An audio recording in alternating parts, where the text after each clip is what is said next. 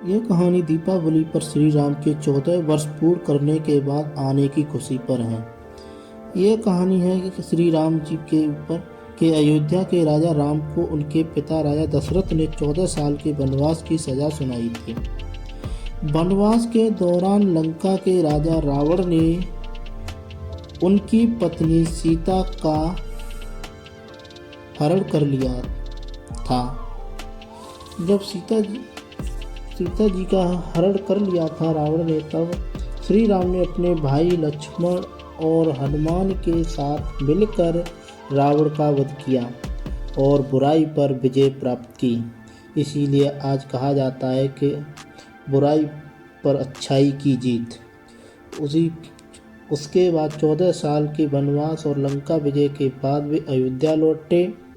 जब 14 वर्ष का पूरा वनवास करके जब श्री राम जी अयोध्या में लौटे थे, तो श्री राम जी के स्वागत में, श्री राम के आगमन से अयोध्या वासी बहुत खुश हुए और उन्होंने श्री राम का स्वागत करने के लिए अपने घरों को दियों और फूलों से सजाया और उस रात को घी के दियों से रोशन कर दिया, क्योंकि उस समय घी के दीपक ही जलाए जाते थे।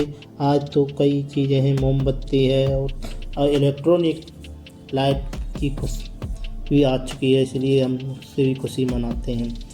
परंतु उस त्रेता युग में श्री राम के समय में घी के दिए ही जलाए जाते थे। अंधकार पर प्रकाश की विजय, यह भी कहानी दर्शाती है कि कैसे दियों की रोशनी ने उस अमावस की रात को रोशन कर दिया था, जो बुराई पर अच्छाई और अंधकार पर प्रकाश की विजय का प्रतीक है। श्री राम की इतनी कठिनाइयों के बाद भी सफलता यह दर्शाती है कि कठिन और लंबी चुनौतियों के बाद भी व्यक्ति को हार नहीं माननी चाहिए। सफलता और खुशी मिल सकती है, कितनी भी कठिन समय आए, किसी न किसी दिन सफलता की खुशी ज़रूर मिलती है। ये हमको समझना चाहिए। बस हमें आशा और धैर्य बनाए रखना होता है। सकारात्मकता और उल्लास, श्री राम के स्वागत में जलाए गए दीपक आशा और सकारात्मकता का प्रतीक हैं।